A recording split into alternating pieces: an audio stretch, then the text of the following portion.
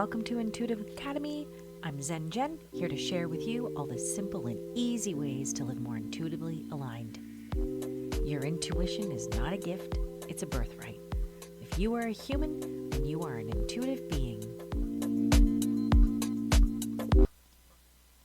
Hi there, everyone, and welcome to episode 1 of season 3. In this season, we're going to dive deeper into all the ways you can use and rely on your intuition to guide you through life's journey. In today's episode, I really want to explore how to discern between your ego and your intuition.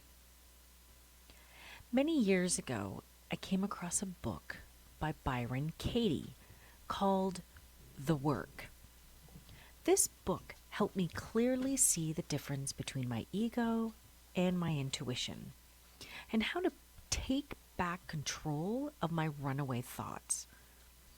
I highly recommend this book. And what I loved most was its simple breakdown on how to mind your own business. One of the most distracting behaviors we engage in is spending time in other people's business. Let me explain how Byron Katie frames this concept. Imagine that there are only 3 types of businesses in the world: your business, their business, and God's business. Let's start with your business.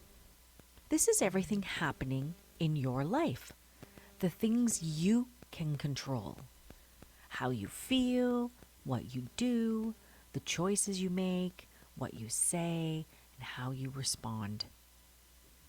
Next is their business. This is all about other people, what they do, what they say, the choices they make, and how they behave and react. And the third is God's business, which includes everything out of anyone's control, like the weather, natural disasters, and even death.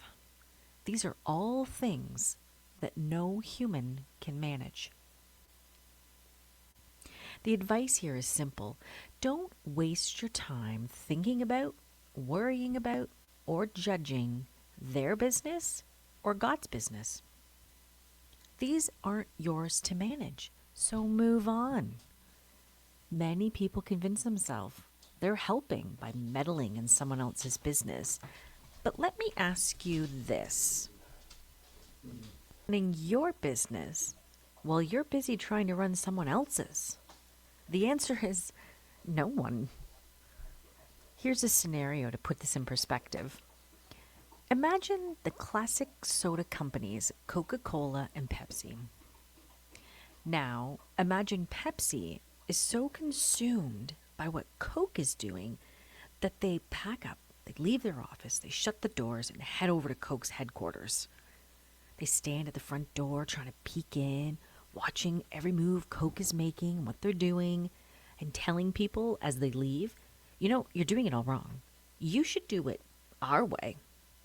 Meanwhile, Pepsi's own headquarters is empty, closed up, losing sales, losing momentum, and losing sight of their goals.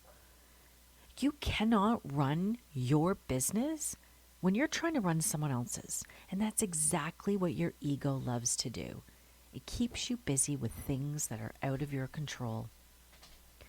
So let's apply this to your life. Maybe your mind drifts into judging others, questioning why they do what they do or how they should have done something differently. But why? While you're busy running someone else's business, who's running yours? Because you can't do both. This brings a whole new meaning to the phrase, mind your own business.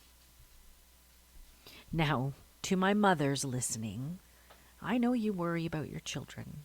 They've been your whole world since the day they were born. You might feel it's your job as a good mother to worry about their decisions, their actions, and their words.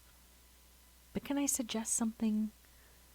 Your child will appreciate you more when you listen without judgment and support them without unsolicited opinion.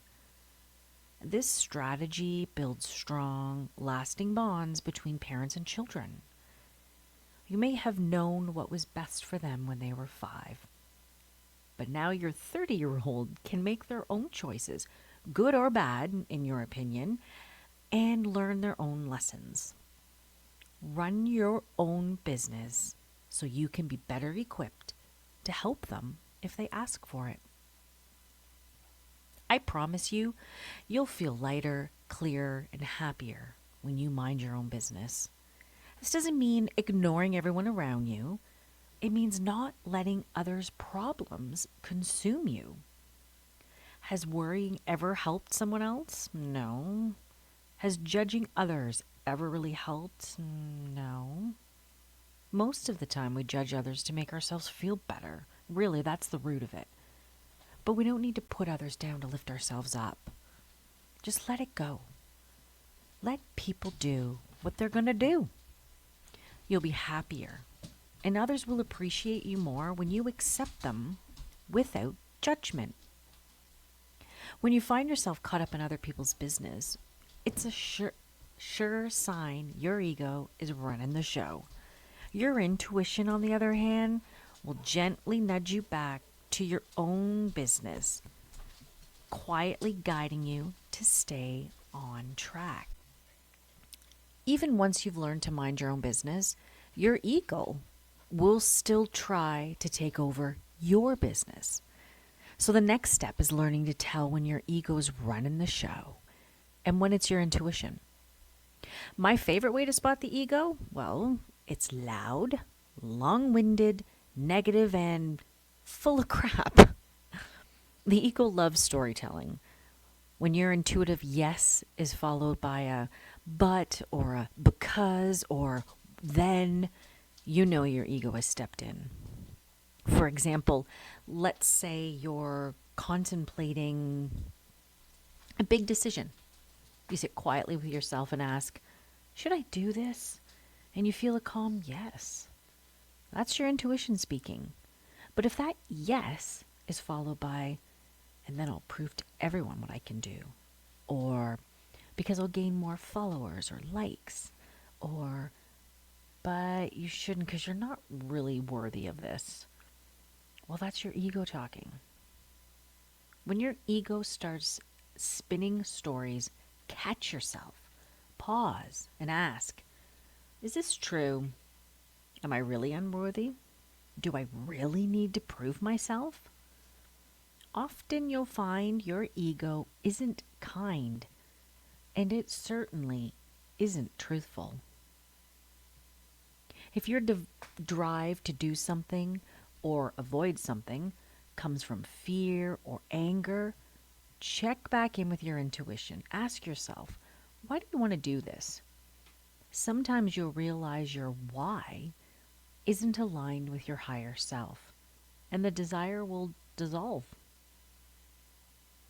Now, to summarize this episode, I invite you to observe your thoughts and ask, is this my business? If the answer is no, then ask yourself, what am I ignoring in my own business? And then go focus on that. Oh, here's one last tip. When you have an encounter with someone and you don't like what they said or did, stop yourself from judging them. Instead ask, what would I have done if I were them in that situation? And after you map that out, just tuck that answer away in your just in case file. You'll know exactly what to do if a similar situation arises for you. So just tell yourself, I won't do that or be like that or treat someone like that. And then move on. Don't let your ego spiral into a storytelling frenzy. As we move through future episodes, you'll start to notice all the sneaky places your ego hides in every corner of your life. But luckily, you have a natural guide, your intuition. So keep it close and check in as often as you can. Thanks for joining me today. And as always, stay connected and stay intuitive.